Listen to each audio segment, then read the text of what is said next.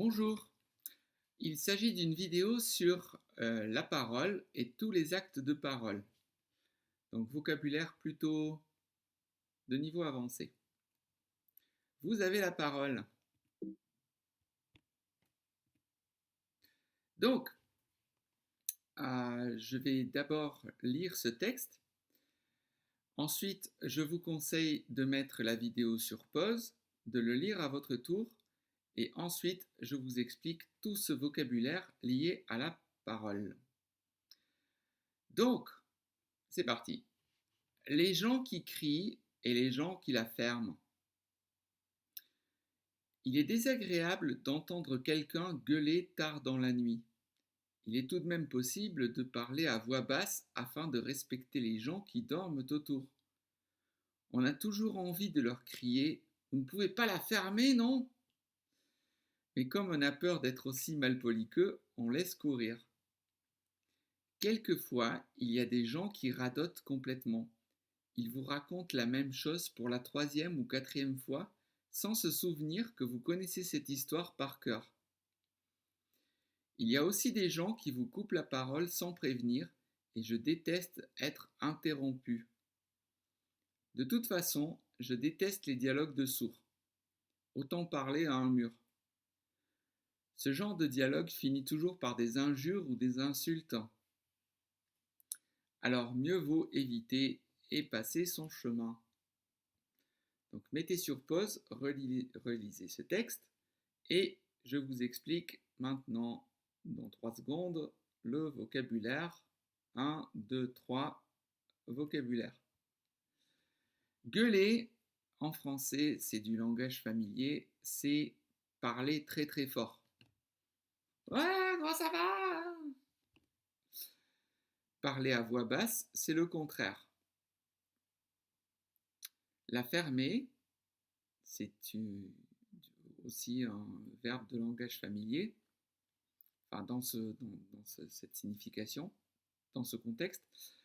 La fermer, c'est ne plus rien dire. On peut dire ferme-la en français, ça veut dire ne parle plus. Donc ensemble, gueuler, parler à voix basse, la fermer, ferme-la. Alors si vous dites ferme-la, il faut faire attention aux conséquences, hein, parce que c'est du langage familier, donc attention à qui vous dites ça. Laisser courir. Laisser courir, ça veut dire ne plus s'occuper de cette affaire, laisser faire. Donc laisser courir. Radoter. Radoter, c'est dire toujours la même chose. On radote. Ah, voilà. C'est souvent lié aux personnes âgées. Les personnes âgées, souvent très âgées, ont tendance à radoter. Pas toutes, certaines. Donc radoter. Couper la parole ou interrompre sont des expressions équivalentes. C'est quand une personne parle, vous commencez à parler au milieu de sa phrase. Et c'est très désagréable. Un dialogue de sourds, ça veut dire que les deux personnes ne se comprennent pas. Ils n'arrivent pas à se comprendre. Alors ce n'est pas dans le sens de la connaissance d'une langue ou d'une autre. Un dialogue de sourds, c'est quand deux personnes parlent évidemment la même langue, mais n'arrivent pas à se comprendre l'un l'autre. Une insulte et une injure, c'est pratiquement synonyme. C'est quand on dit des mots extrêmement mauvais pour vexer une personne. Voilà, on appelle ça aussi des noms d'oiseaux en français. Bien, j'espère que le vocabulaire est clair. On va passer au texte numéro 2. Hop là, il est là, le texte numéro 2. Donc, pareil, je vais lire ce texte. Je vous conseille de mettre sur pause et de le relire après moi et je vous expliquerai encore tout ce vocabulaire. Excusez-moi, je me suis trompé de texte. Donc ça, c'était le premier. J'espère que vous avez mis sur pause et que vous l'avez lu. Maintenant, on va passer au deuxième texte. Les gens qui reprochent et les gens qui insinuent. Le problème avec les insinuations, c'est que lorsque c'est vous qui les faites, vous comptez beaucoup trop sur l'intelligence de l'autre et vous ne touchez pas toujours votre but.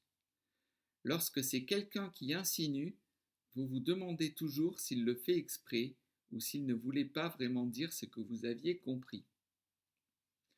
Le mieux est sans doute de faire des reproches de façon plus ouverte et directe, quitte à vexer votre interlocuteur. Je déteste me prendre la tête avec quelqu'un et pour moi, mieux vaut râler dans son coin que de s'engueuler.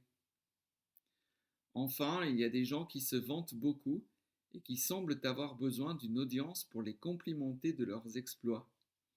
Inutile de protester, ces gens-là ont toujours raison. Mais attention, souvenez-vous que tout flatteur vit aux dépens de celui qui l'écoute. Tout flatteur vit aux dépens de celui qui l'écoute, c'est la dernière phrase de la fable de La Fontaine, le corbeau et le renard. Donc, toute personne qui vous complimente va vivre sur le fait que vous écoutez ces compliments. Donc, attention aux gens qui font trop de compliments. Attention aux gens qui ne font pas assez de compliments aussi. Il faut trouver un équilibre. Vocabulaire. Insinuer, une insinuation ou un sous-entendu. Donc, insinuer, c'est un verbe. Vous pouvez dire aussi faire un sous-entendu. C'est dire des choses de façon indirecte. On dit quelque chose pas tout à fait franchement, avec l'idée que la personne va comprendre ce que l'on veut dire. Donc, insinuer. Bien. Bon, j'espère que c'est clair. Un reproche, c'est quand vous dites à quelqu'un qu'il a fait quelque chose qui ne vous plaît pas, ou qui n'est pas bien. Donc, quand vous dites à un enfant, ce n'est pas bien, tu n'as pas bien travaillé pour ton examen, c'est un reproche. Un interlocuteur, c'est une personne avec laquelle vous parlez.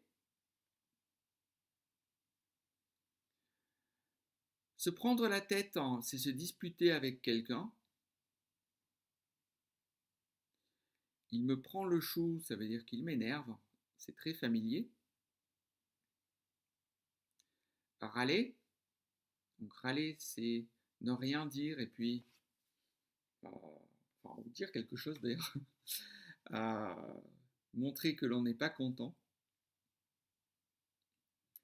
Alors vous avez une variante de râler. Donc râler, c'est dire qu'on n'est pas content. Vous avez la variante silencieuse qui est bouder en français. Bouder, c'est ne rien dire, aller dans son coin et montrer qu'on n'est pas content. Les enfants souvent boudent. S'engueuler. Donc s'engueuler, c'est avec la personne, avec un interlocuteur, commencer à se prendre la tête, c'est-à-dire commencer à se crier l'un sur l'autre. Se vanter, c'est dire qu'on est le meilleur au monde, le plus fort. Et complimenter, c'est donc faire des compliments à quelqu'un. On va répéter ce vocabulaire ensemble. Insinuer, une insinuation, un sous-entendu, un reproche, un interlocuteur, se prendre la tête, il me prend le chou, râler, s'engueuler, se vanter, complimenter, On passe au texte numéro 3. Les gens qui parlent tout le temps et les gens qui se taisent.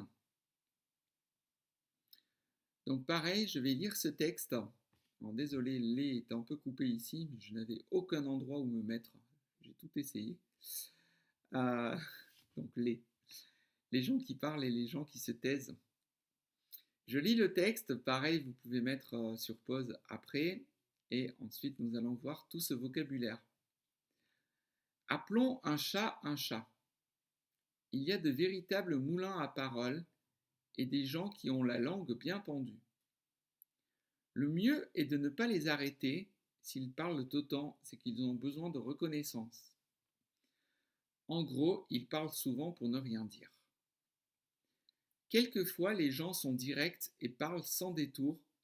Au moins, les choses sont claires.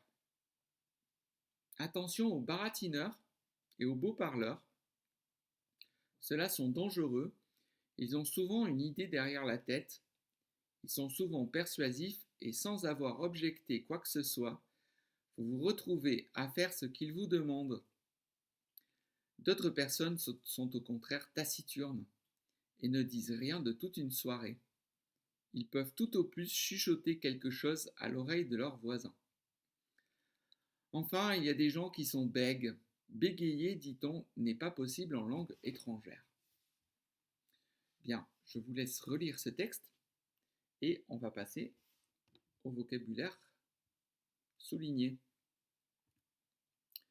Vocabulaire. Donc, appelons un chat un chat. Vous pouvez répéter après moi. Appelons un chat un chat. En variante, il faut appeler un chat un chat. C'est une expression que l'on utilise souvent en français pour dire qu'il faut dire les choses, il faut appeler les choses par leur nom, il faut dire comment sont les choses. Il ne faut pas faire de détour, il ne faut pas insinuer, il faut appeler les choses et dire les choses comme elles sont. Appelons un chat un chat. Un moulin à parole, c'est une personne qui parle, qui parle, qui parle, qui parle, qui parle, qui parle tout le temps. Expression équivalente, avoir la langue bien pendue. C'est être bavard, parler beaucoup. Parler pour ne rien dire. Alors, il y a des gens qui parlent beaucoup et à la fin, vous ne savez pas trop quelles sont les idées que ces personnes ont données. C'est ce que l'on appelle parler pour ne rien dire. Parler sans détour, c'est parler directement. Dire les choses directement. Un baratineur, baratiner, c'est quelqu'un qui va vous dire beaucoup de choses et à la fin, si c'est un vendeur par exemple, vous allez acheter la moitié du magasin. Donc c'est une personne qui va essayer d'obtenir quelque chose de vous en vous parlant. Donc, souvent, pas tout le temps, mais il y a des vendeurs qui sont de grands baratineurs. J'espère que les vendeurs qui me regardent ne seront pas vexés. Un beau parleur, c'est une personne qui aime faire de belles phrases, qui aime parler joliment. Pas forcément pour dire des choses intelligentes d'ailleurs. Avoir une idée derrière la tête, ça veut dire que on parle pour obtenir quelque chose, on a vraiment une idée que l'on n'a pas dite. Et donc on va peut-être baratiner cette personne pour obtenir ce que l'on veut. Objecter en français, c'est dire que l'on n'est pas d'accord. Taciturne, c'est un peu triste, timide, qui ne dit pas grand-chose. Chuchoter, c'est parler comme ça. Quand je parle comme ça, je chuchote. J'espère que vous m'avez entendu. Donc c'est parler sans faire travailler les cordes vocales. Un bègue ou bégayer, c'est un problème lié à la parole et c'est le fait de répéter des syllabes. Voilà, un bègue. Et effectivement, on dit que les bègues sont toujours bègues dans leur langue natale. On va répéter ce vocabulaire. Appelons un chat un chat. Un moulin à parole. Avoir la langue bien pendue. Parler pour ne rien dire. Parler sans détour. Un baratineur. Baratiner. Un beau parleur. Avoir une idée derrière la tête. Objecter. Taciturne. Chuchoter. Un bègue. Bégayer.